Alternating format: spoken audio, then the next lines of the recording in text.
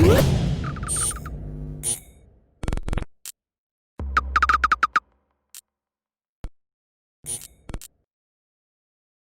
is Andy Purewal for Boxing Social in association with Betfred. I'm delighted to be joined by, well, I don't know if it's the Savage or if it's Alen Babic with me at the minute, but either way, I'm happy to be joined by either one. Alen or the Savage, thank you for speaking to me today. How's life? How's your time back in Croatia been since your victory over Tom Little? Well, thank you for inviting me. Well, it's Alen now, Alen just enjoys the fruits of labor. Savage did, Savage does all the nasty stuff, and now Alen just enjoys. It's been just great, as always, the fan base is just getting bigger. My Savage army is just getting vast, in the vast. We are in the vast numbers, so I'm just enjoying everyday people on the streets. It's my best. Going back to that fight for me, Alen, I know you spoke to my colleague Rob Tebbert on the night, but you've had a bit more time to reflect since. How would you assess your performance? Well, I think I proved again everybody that I'm something different, and every fight you see, the fight you saw last night, every fight you're gonna see, it's all the same, It's nothing out of ordinary. I'm very much out of ordinary, and of course I proved that weight doesn't have anything to do with boxing. You saw Tom Little was 2 stone heavier, too much higher than me, and it did him no good, And I think I proved my point once again, and people are gonna start turning heads, Since your fight, Tom Little has announced he's retiring from boxing, or he has retired from boxing. Alen, your thoughts on that? Did he come as a surprise to you when you heard that? Well, listen, he took a lot of beatings, And Neal Kennedy also said he's gonna retire after my fight because I really beat him up, I don't box with him, I really just beat you up, or you beat me up, So there's no in between with the Savage. So it's not a surprise because he had like 5 knockout streak loses. So I think it's good. I call him to my country if he wants to box again. I will make him ready, because we don't do CrossFit here, we do boxing. If he ever wanna box again, he must go through the real camp, not just lifting weights and stuff. I didn't do a single pull-up for this fight. You saw it. It has nothing to do with boxing, and that's what I'm bringing on the table for everybody. And then what is next for you? You still have people who do raise question marks as to how far you can go in the sport. What do you see as being the next step up for Alen Babic? Well, I think my next fight is going to be a big step up. It's going to be, I think they're mentioning Cash Ali or Nick Webb. So I would like someone of their size and stature. They are good. They're good domestic fighters. And I think when I run them over like I do everything, even more people are going to turn heads. So I just want to challenge, and I want to be taken to some depths. I want to do more rounds so you can see. Even you are asking the same questions. I want you to see, but you saw it. I throw 120 punches in round number 2. Who does that? It's fucking crazy. I'm afraid of myself. So I don't know who can go with me, because Nick Webb, Kashali, they all do the same stuff. Boring boxing. You're not gonna do boring boxing with me. You see, Tom Little said you're gonna do that, you're gonna do that, but you can't do nothing. It's the ring. I live in the ring. I live for the ring. I'm different animal.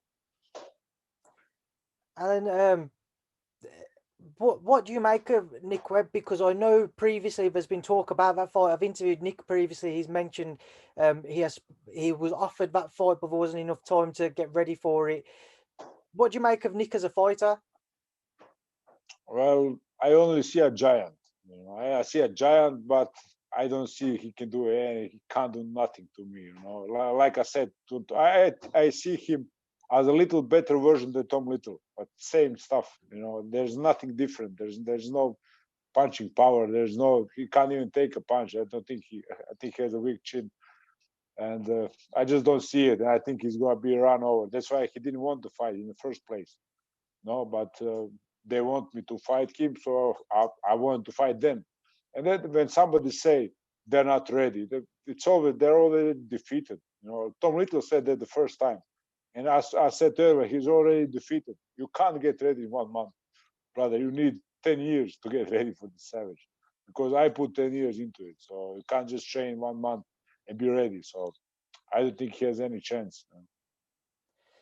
Alen, I want to get your thoughts on the heavyweight division currently and a few things going on. Start off with last night over here in the UK. There was a big British domestic fight between Daniel Dubois and Joe Joyce. Joe Joyce victorious in the 10th round. Alen, your thoughts on that fight? I'm sure you've watched it. Yeah, of course I watched it. It's a big fight. I don't know what to say. I don't want to sound cocky already, but I wasn't really impressed with anything. It was just I don't know. It's that kind of boxing that I just don't like. I don't like that kind of boxing. Just plain old, a little bit on the boring side. I don't know. Don't get me wrong. I enjoyed the fight, but I would never fight like that. I don't know. It was a bit slow for me. I think I can take them both. I'm crazy. They are big men. They punch hard, and I really respect them. But I wasn't impressed with anything that I saw last night, especially with Dubois quitting in the eighth round. It was weird. I would never quit. You gotta kill me. You gotta take me out on a stretcher. So, but he's a young fellow. He's like 22. That's pretty young. It's very young, and he has a lot of stress on his shoulders, and he only needs good words now. So I would never say nothing bad about him. But with the fight, I wasn't impressed. With either one of them. Alen, you said it there. You feel that Daniel Dubois quit. Just expand on that for me because it's certainly been a talking point over social media since the fight. Well, like I said, he's very young. Listen, when we were 22 years old, we couldn't get even close to Dubois. The stress that that guy is handling, believe me, it's out of this world. I have some stress, but I'm 30 years old. I'm ready for it. And he just wasn't ready for the whole. I saw him every time he went into the corner, he wanted to quit. You could see it in his eyes. No, the spark wasn't there. It's not him to blame. He did a big step forward. And that I think that was just too much for a 22-year-old. I think that was the case. I think he is gonna bounce back. He is gonna be great. He looks perfect. He looks like a modern Mike Tyson. So he has everything. But I just think the experience of Joe Joyce was too much. It was too much. He didn't do nothing special, just jabbing, and he won the fight. So I don't think that was some kind of game plan. He just went with it, and he was the stronger man, the stronger head. You said yourself you feel that you would defeat both men if you was to face them. Do you think you'd Well, stop both men? well, listen, they said I would defeat, but I just said I didn't saw nothing special. Savage likes them. They're tall, they're giants. And then they're. I just think I think really that I'm in a different league. I throw 300 punches in my last 3 rounds. I think I'm in a different league, and I would like to see how would I bear with them. Because I see it as an open highway, but I could be wrong. Savage is fucking crazy, so I could be wrong. And then after the fight, we also saw Joe Joyce immediately call out Alexander Usyk. What would be your thoughts if we saw Joe Joyce versus Alexander next? Well, it's a very interesting fight. I think it'll be kind of like Chisora Usyk, but Joe Joyce is bigger. He has a better jab. He could just run over Usyk. So it would be interesting. Joe Joyce is a force to be reckoned with. You gotta if you wanna beat Joe Joyce, you gotta knock him the fuck out. There's no other way. He's not gonna stop. His head is too strong. He was in there with all the greats. He's Olympian. So I think he brings all of that in every step he makes. It does look a bit crude and slow, but I think he is a force to be reckoned with, and I don't think it's a good fight for Alexander Usyk. And then during the night last night as well, we saw Mike Tyson versus Roy Jones Uh, Jr. yeah, Alan, your thoughts? it was beautiful. I don't know. I enjoyed every second of it. I went up like it was 4 in the morning in my country, and I was watching Tyson. Oh God, it's perfect. I don't know. He's much better than I thought. Much. I don't think the punching power is still there, or he didn't want to punch Roy. I really think he didn't want to punch him for some reason, because that looks like me. He could end him like in second round, because that movement, it was beautiful. I enjoyed it. I would watch him every day. If you thought I would watch him every day, it would never get boring. You know? But I think it was all Mike Tyson, really. Roy was there in some flashes, but I think it was all Mike Tyson. You know? Everybody watched Mike Tyson like I did. Before the fight, Alan, it divided opinion as to who would have enjoyed it, who didn't, who wouldn't have enjoyed it. Listening to you there, it sounds like it was very much you enjoyed the entire experience.